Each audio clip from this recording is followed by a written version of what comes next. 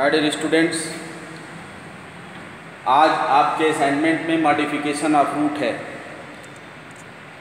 दो तरह के मॉडिफिकेशन रूट के बताए जाएंगे।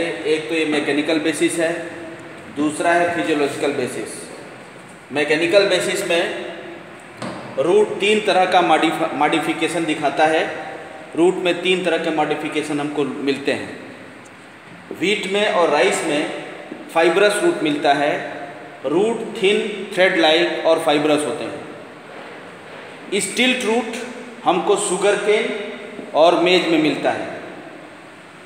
मेन रूट तो होता ही है जो रेडिकल से डेवलप होता है, लेकिन कुछ एडवेंटिशियस रूट उनके नोड से निकल करके आते हैं। आपने शुगर केन में भी देखा होगा, मेज में भी देखा होगा कि जो तना होता है, तने की जो गांठें होती हैं, जो नोड्स होता है, उस नोड से भी रूट निकल के नीचे आते हैं, तो ये स्टिल्ट रूट कहलाते हैं।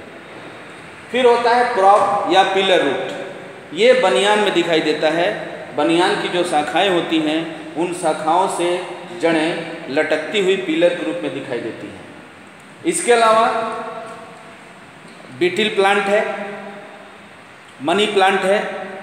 इनमें जो रूट्स होते हैं, एक सपोर्ट के सारे क्लाइंब करते, चढ़ते चले जाते हैं और अपनी शाखाएं बनाते चले जाते हैं। ये क्लाइंबिंग रूट हुआ। फाइकस रिलीजियोसा यानी पीपल, फाइकस रिलीजियोसा यानी पीपल। पीपल की जो रूट्स होते हैं, वो जो ब्रिक्स होते हैं, जो टाइल्स होते हैं, उन ब्रिक्स में जो क्रिवाइसेस बन जाते हैं, हल्के हल्के स्पेस होते हैं, उन स्पेस से निकल करके ये अपने ब्रांचेज को बनाते हैं। इसीलिए ये दीवारों के अंदर ये पेनिट्रेट कर जाते हैं, इसीलिए इनको हम क्लाइंगर रूट बोलते हैं। तो फाइब्रस है, स्टिल्ट है, प्रॉप या पिलर रूट है, क्लाइंबर है और क्लाइंगर है। ये मैकेनिकल मॉडिफिकेशन है। फिजियोलॉजिकल मॉडिफिकेशन जो होता है, उसमें रूट तो पॉजिटिवली जियोट्रॉपिक है, अंडरग्राउंड होता है, लेकिन अगर कुछ कमी उसमें होती है, कोई रिक्वायरमेंट होता है, तो पॉजिटिवली जियोट्रॉपिक रूट जो होता है वो निगेटिवली जियोट्रॉपिक होता है, यानी ग्राउंड के ऊपर आकर के अपने रिक्वायरमेंट को पूरा करता है।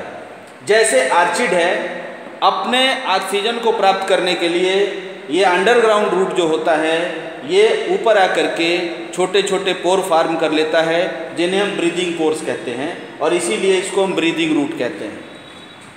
लेमना में हाइग्रोस्कोपिक रूट, यहाँ मॉइस्चर की कमी है, तो जो पॉजिटिवली जियोट्रॉपिक रूट हैं, जो अंडरग्राउंड हैं, ये ऊपर आकर के मॉइस्चर को एब्जॉर्ब करने वाले स्ट्रक्चर बनाते हैं, जिन्हें वेलामेन कहते हैं। फिर एसिमिलेटरी रूट है। एसिमिलेटरी रूट वो रूट होता है जिसे फोटोसिंथेटिक रूट हम कहते हैं। तो फोटोसिंथेटिक रूट हमको मिलता है ट्रापा में या टीनोस्पोरा में, जिसमें अंडरग्राउंड जो रूट है उसकी कुछ शाखाएं ऊपर आ जाती हैं और उनके क्लोरोफिल विकसित हो जाते हैं, डेवलप्ड हो जाते हैं, और फिर वो फोटोसिंथेटिक एक्टिविटी को परफॉर्म करते हैं। तो ब्रीदिंग रूट हो गया, ब्रीदिंग पोर फार्म हो गए, अपने एक्चुअल प्रॉपर्टी को छोड़ करके मॉडिफाई करके ब्रीदिंग पोर बना लिया। मॉइस्चर एब्जॉर्ब करने वाले वेलामेन को बना लिया, हाइग्रोस्कोपिक रूट, और एसिमिलेटरी रूट जो कि फोटोसिंथेटिक रूट भी कहलाता है। ट्रापा और टीनोस्पोरा इसका एग्जाम्पल है। फिर आता है एपिफिटिक रूट। ऐसे पैरासिटिक प्लांट जिनके रूट होस्ट के अंदर जा कर के भोजन को प्राप्त करते हैं। ये कस्कुटा है, राइजोफोरा है, ओरोबैंक है, ये इसके एग्जाम्पल है।